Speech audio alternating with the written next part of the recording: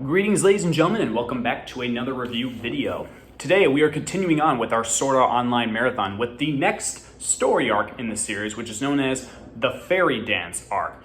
Now, just kind of like what I introduced in the first part video, as I start talking about these new story arcs, I will be getting into spoiler territory for the ending of the previous arc, in case you guys are interested in the show or are curious about things and you're just clicking on this video. Just a fair warning, there will be spoilers for the previous story arc at the start of each one of these new videos continuing on the marathon. So you have been warned, but I won't be going into major spoilers for the next story arc throughout the video, so you have no problems there. So let's get started with the next story arc in the Sword Art Online series, which is called the Fairy Dance arc. So it looks like Kirito and Asuna have cleared Sword Art Online. They have beaten the game. Kirito wakes up back in the real world, but Asuna is still trapped in the virtual world. She's not trapped in Sword Art Online. She's trapped in a new video game called Alfheim Online. And it looks like Kirito has no choice but to dive back into a new video game to try and rescue Asuna. And one of the things that I have to say about this story, and I've actually heard this from some fans like online, from what they posted, when you jump from the Aincrad arc to the Fairy Dance arc, especially with how Aincrad ends, I can kind of understand how people would be upset with this new arc, because essentially what the Fairy Dance arc is, it's essentially your basic boy has to save girl from some evil guy. That's essentially it when you think about the main gist of the story arc. But for me personally, I kind of like that kind of story. It may just be me. I know there might be some people that like it too. But here's the reason why I like it with this story arc. So Kirito has to jump in this new game to rescue Asuna. That's because Asuna is being held captive by a friend, well, actually I should say co-worker of her father. In the beginning of the story, Kirito ends up meeting Asuna in the hospital. She's still unconscious. She can't hear anything. She's still in the game. And Kirito has a run-in with her father, who seems like a very nice man.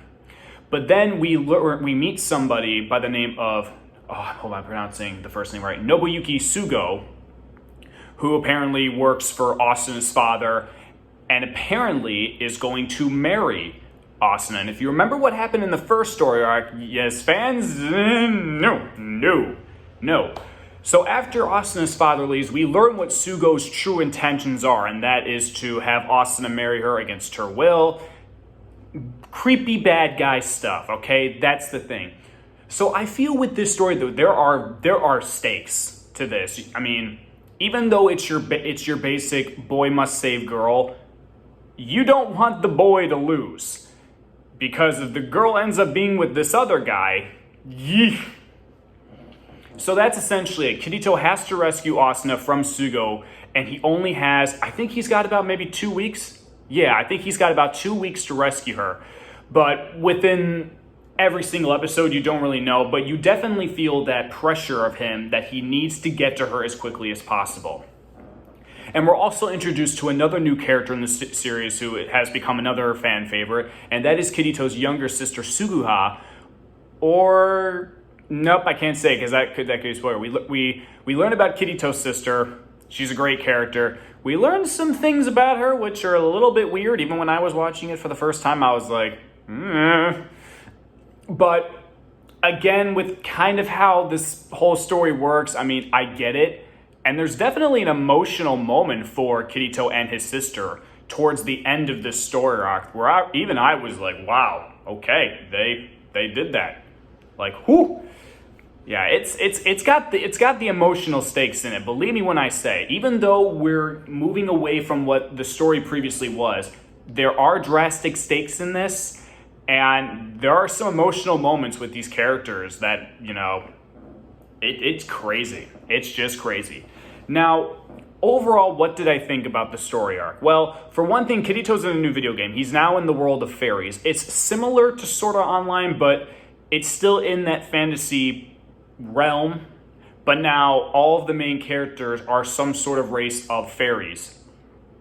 And in this game, which they couldn't do in Sword Art Online, now they have magic. There's healing magic. There's all types of magic. So that was one thing I did like. I liked how each story arc so far had a different type of game genre or stipulations to a video game that the characters didn't have in the first one. Because in the Aincrad arc, there was no magic. No healing magic. There was potions and healing items, but there was no magic. But in this game, the characters can fly and they have magic. So I did like that. Now, for this story arc, there are episodes where, we're trying to get from point A to point B as quickly as possible. There are a couple times where the characters are doing something else, but for me personally, I didn't mind it as much, but at the same time, I really just kind of like with how I felt about those 2 episodes in the Aincrad arc, I really wanted the characters, to really just keep on pushing forward. But I must admit, I was still entertained about that with how they did it in this story arc. And one of the things that I like what Fairy Dance does, and I guess I'm not really spoiling anything and I'm not going into plot details, but what I like what this does is that even if after this, you never continued on with the franchise, I feel like the Fairy Dance arc creates a decent wrap-up for these characters. Like, you could watch the Aincrad arc and then the Fairy Dance arc and see how it ends and be like, okay, that's an okay ending. If we pretend that the anime never continued on after that point, I'd be like, okay, I like it. That's still fine. I can deal with that. So I do like how they go there, but again, there's still more to it. Like, even though you kind of get that fulfilled ending with the Fairy Dance arc, there's still much more to come. And even though in the Fairy Dance arc, you don't get any like hints or teases, and there's no post-credit scene at the very last episode. So you don't know what's to come. But it's still exciting to see, like, because when I jumped into the story arc after Fairy Dance, even though we never heard of anything about it, or I never read anything about it, I was still excited to see where the story goes, but I was still more than satisfied if the next story arc didn't land well, where this one ends.